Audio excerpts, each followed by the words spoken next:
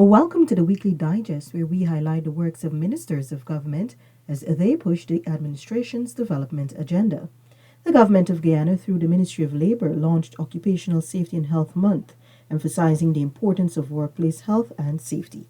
Some of the areas of focus included mining, construction, agriculture, and oil and gas. I recognize that the need existed for the Ministry of Labor to establish offices and have occupational safety and health officers stationed in all 10 administrative regions, and more in particular, Region 1, 7, 8, and 9. As government continues to promote the agriculture sector across the country, the Buxton Friendship Grantees Co-op Society received farming instruments to increase productivity. I hope they will use it to the benefit of the farmers in the community by the group where they will use it. And I like this group is an active group. So on behalf of the Ministry of Agriculture, we'll continue to work and give you all the kind of input to help you in the community. The Ministry of Home Affairs, in collaboration with the Guyana Police Force, convened a National Road Safety Stakeholders Forum to emphasize and reinforce the importance of road safety. We have to have the consultation, the conversation, the gap with adult drivers. We have to deal with the route associations to the minibus persons and to promote routes associations, that they have to be self-regulating in the first instance amongst the public transportation providers, the minibus operators, and the taxi drivers, who are also errant in many ways. And we have to take stronger legislative action. Prime Minister Brigadier Retired Mark Phillips commissioned a $625 million 1.5 megawatts solar PV farm in Dag Point, Region 7. This will significantly cut operational costs for the Guyana Power and Light Incorporated, while providing economic benefits to businesses and households. It has a potential of increasing up to just under 2 megawatts. That's a tremendous growth in power for Bartica.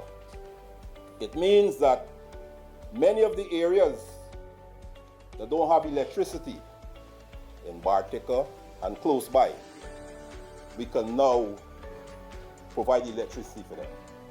It means that many of the industries that people wanted to invest in and establish in Bartica and nearby, they can now do that because you have increased energy supply.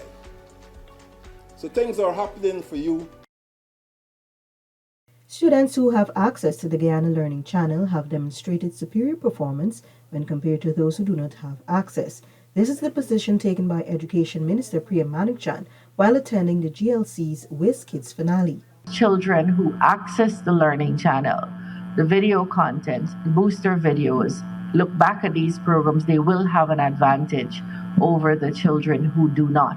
So I hope, and I figure I'm speaking to the converted in this room, but for the people who are looking on, I hope you switch gears quickly to make sure your children are accessing the learning and teaching that's happening on this channel. The National Science, Technology, Engineering, Arts and Mathematics STEAM Fair returned after a 5-year hiatus. We are focused on making sure every student has access across nursery, primary, and secondary.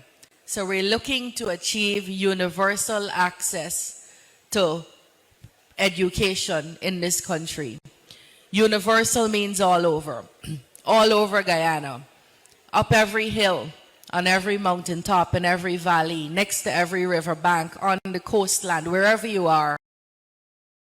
Minister of Health Dr. Frank Anthony officially commissioned the Luzignan Diabetes Comprehensive Center on the east coast of Demerara, which will provide a holistic-oriented service in diabetes patient care. The center will also support laboratory testing for all health facilities on the East Coast corridor. Now, we have a good team of doctors here. They're specialists in this field, and they'll be working with these patients. So we want to demonstrate over another year or so.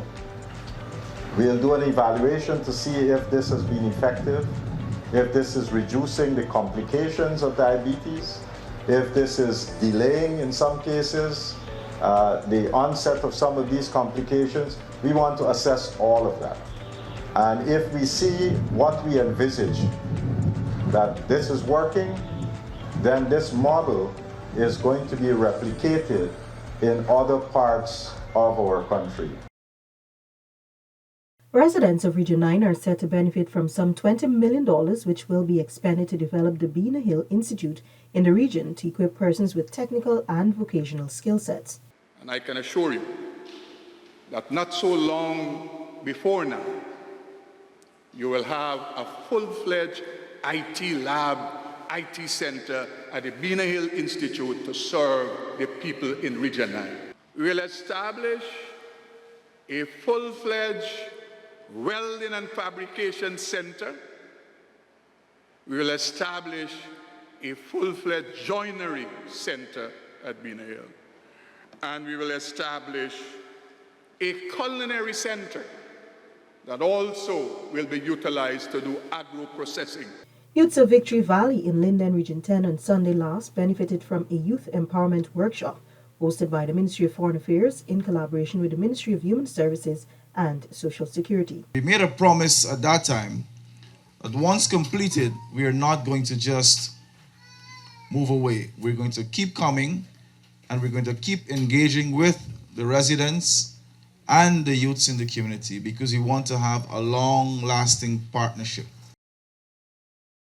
The Ministry of Tourism, Industry and Commerce, along with the Public Procurement Commission and the Small Business Bureau, hosted a procurement training exercise for proprietors of small businesses. So we made a carve-out in the Small Business Act for small businesses to be able to get incentives, to be able to be afforded grants.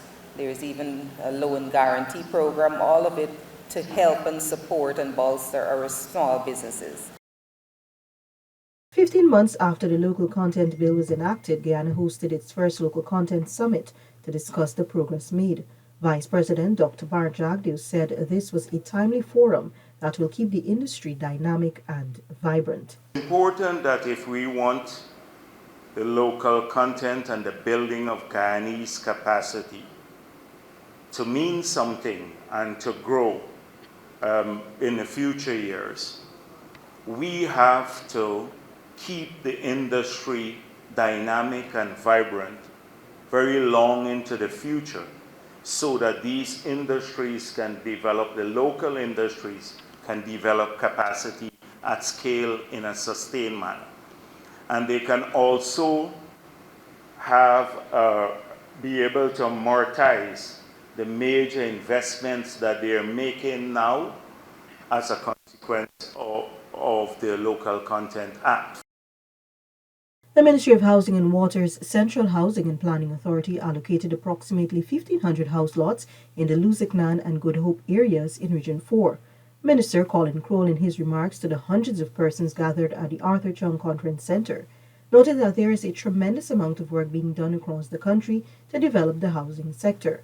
Currently, it costs about $4 million to develop a house lot for allocation, with most of this cost subsidized. For persons who are pending applicants and you know that you will be called at some time or the other, then your work to start putting aside, you don't have to do this in a grand way, but you can put aside a little in a programmed way so that by the time you're called for your allocation, you will have a fair bit or all of your resources that are required to pay for your land. This brings us to the end of this edition of Weekly Digest. For these and other government-related information, do log on to our website, dpi.gov.gy, and our social media platforms as well. Goodbye.